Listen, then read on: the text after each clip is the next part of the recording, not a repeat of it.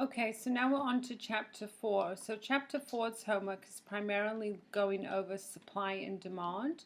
So remember that's the second model that we're looking at.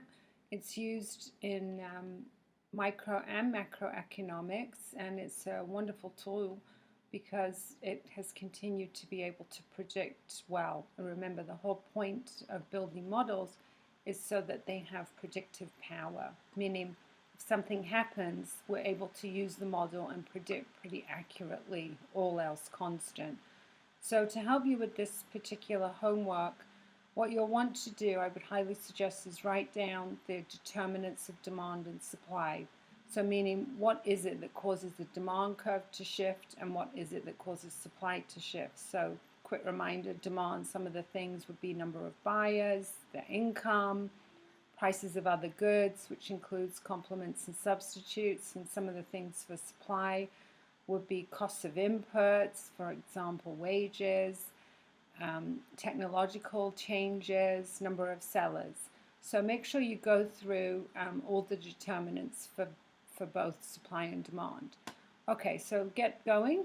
For question number 1, what you're going to be doing with these questions, you'll be shifting the supply or demand curve. So in all of these questions, you'll be using your clicker on your computer.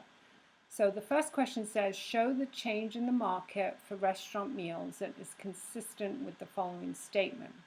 So it says, when an economic boom raises people's income, the price of restaurant meals rises. And then you have a picture of supply and demand right here. So really what the question wants to know is it going to be supply or demand that shifts? And where you need to know is, or what you need to know, is that income is a determinant of demand. So the question says, when an economic boom raises people's income, it tells you the price of restaurant meals rises. That's an important detail because when people's income rises, remember there's two kinds of goods. There's an inferior good, and then we have the normal and luxury goods in economics.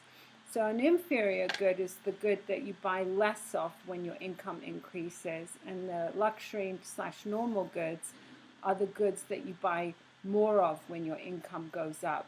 So this is telling you that the price of the restaurant meals rises, so that detail is real important so that you know if this is an inferior or luxury normal good. So here we have our supply and demand. So the first thing you should have realized is income isn't going to shift supply, but it will shift demand. So what you'll do is you need to right click with your mouse, and you can either move the curve to up or to the right, I prefer this to say, or you can go to the left down. So in this case, it told you the price of the restaurant meals rises, so demand, I'm just going to do a couple here with you, and then you can do the rest, but demand will increase and shift to the right, and then you'll let go of the mouse. Okay, and then you'll keep going. Remember, it doesn't just end there. Each question has multiple parts to it. So the next part says, show the change in the market for building materials that's consistent with the following statement. When there is a coup in a country rich in iron ore, the price of building materials rises. And what you should be getting here is building materials, you probably want to kind of think, okay, that's probably going to be more about supply than demand.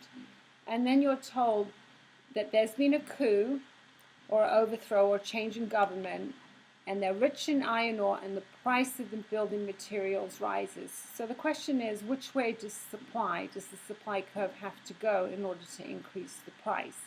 So would it go to the left or to the right? And remember, price is over here. So again, you right click and shift to the left, and there you go. Okay, we continue on. Okay, the last two questions of this particular question number 1 are a little tricky. So it tells you here, when there's a technological advance, it improves the feature of laptop computers.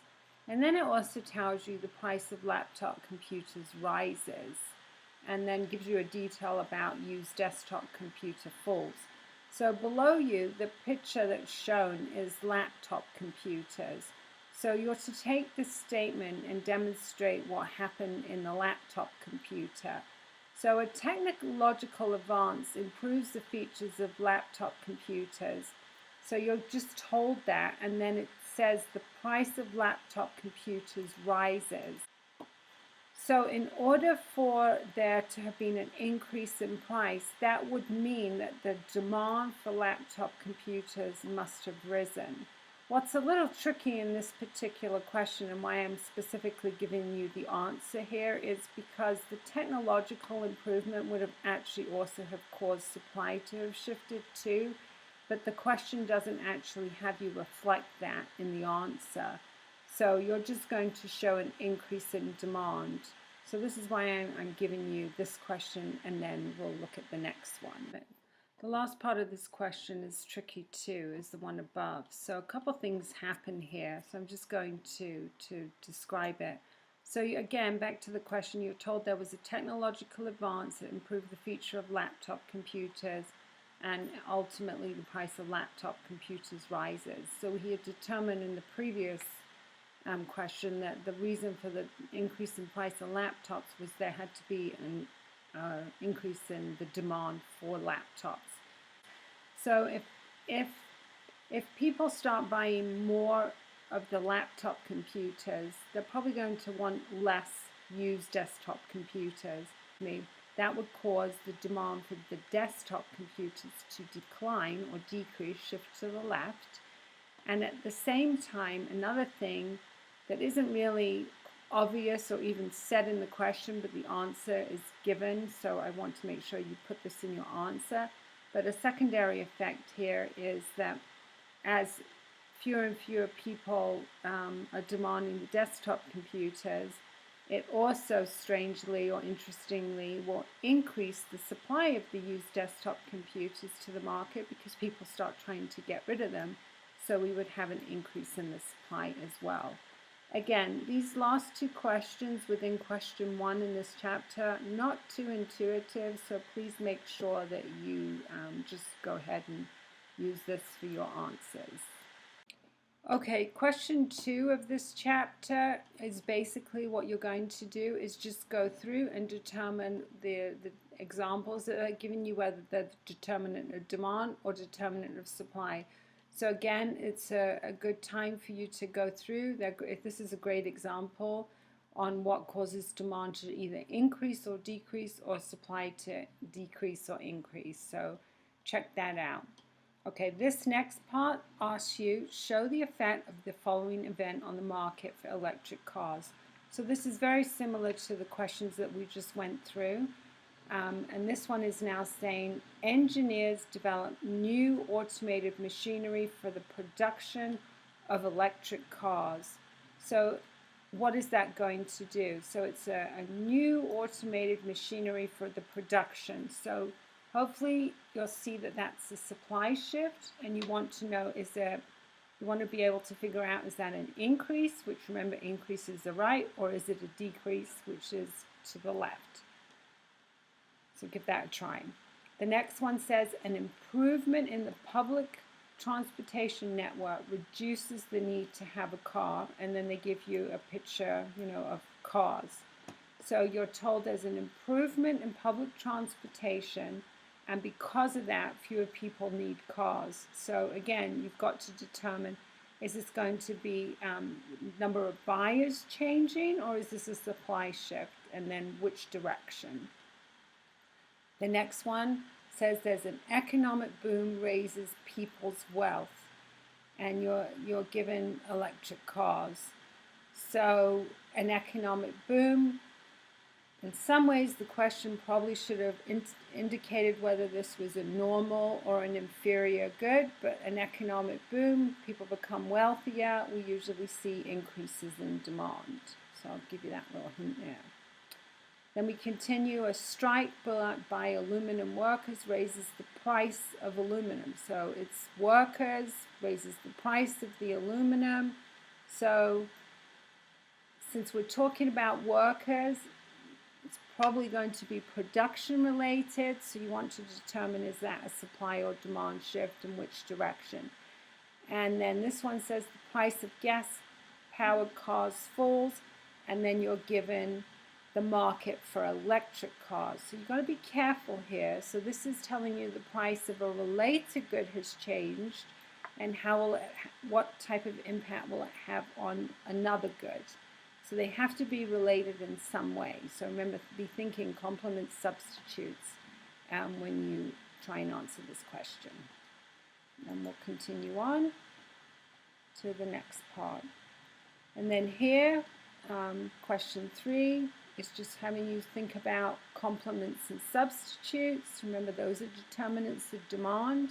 So complements being goods that go together, meaning you buy one, you buy the other, or you don't buy one, you don't buy the other, or substitutes, they replace one another. So you want to think about that as you go through that question. And then as you keep going, the rest of these questions are just, again, reading the question and then trying to determine, is it supply or demand shifting, and which direction, increase, decrease. So remember, increase is right, decrease is left. The next set of questions, question 4 here, is just another series of questions. So you'll want to, again, one at a time, make sure you read exactly what the question is saying, and then go to your chart and you'll move the curves, either supply or demand. So you'll go through those. They're good examples, good practice. And then the 5th question for this chapter, again, you're doing the same thing.